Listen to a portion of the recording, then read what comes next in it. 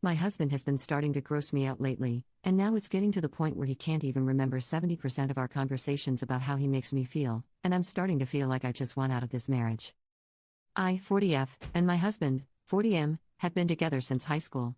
We have built a financially stable and respectful relationship.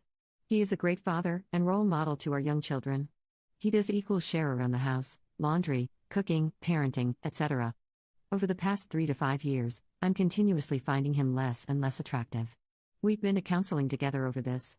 And we've had many peaceful conversations, but nothing seems to improve from my perspective.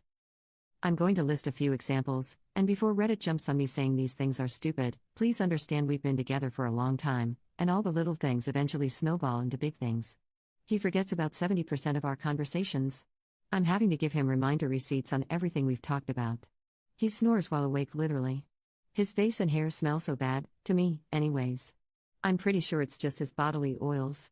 When he wants attention, he gets really immature and starts talking in a baby voice.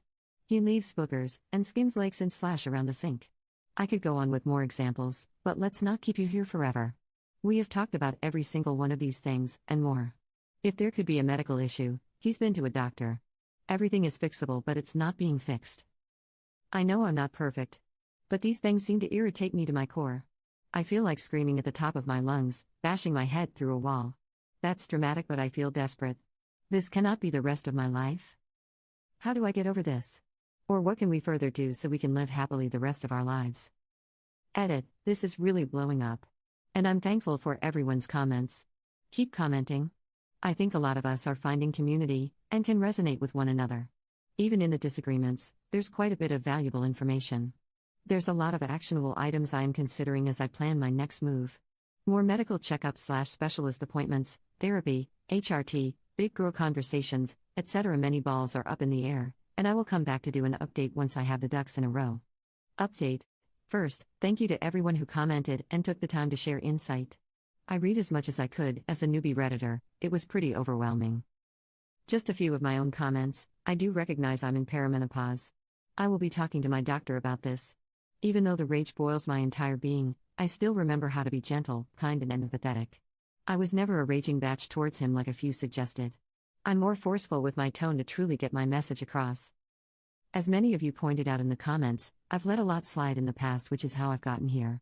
So perimenopause rage is actually emboldening me to be more assertive. My annoyance is amplified, but his behavior is still unacceptable. He doesn't have ADHD, that's actually me, lol. Unless mine is so bad, he looks neurotypical, lol. He has gained weight over the past few years. He's not obese, but he's been an athlete the majority of his life, and so the extra 50 to 70 pounds is probably a lot for him and is causing a lot of the issues. The hygiene issues will have to be discussed another day. Based on what happened tonight, I don't think he could have handled it. I will be making skincare suggestions but will not be purchasing things for him. He's a grown-ass man and can do that himself. I've been proactive to make sure I'm taking care of myself as I age. I don't need to be making his doctor appointments and buying him his skincare. And the baby voice thing, I'll just keep telling him it's deeply unattractive and honestly gross. To the update, sorry so long, it was like I was talking to a child. Tonight, we were relaxing in bed, and I began by saying, have you ever considered getting tested for sleep apnea? He says, apprehensively, yes. I have, and waited for me to continue. I said, I've been doing some research and I'm wondering if maybe you have it because of the snoring while being wide awake. He said he would like to try exercise first because he knows that's where a lot of his breathing problems stem from. I continued by saying it's not just the snoring, but if it's lack of oxygen, maybe that would explain the weak memory. He continued to say he knows he has a thick neck and wants to try working out first.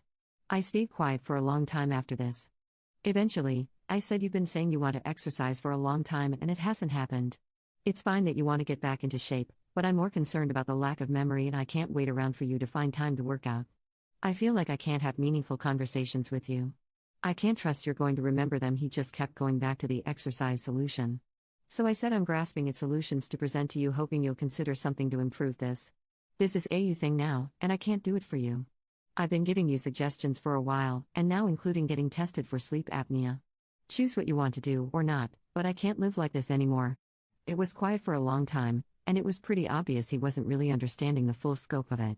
So I continued to say that I don't have a partner I can trust to have any type of conversation with, because there's no guarantee that he'll remember.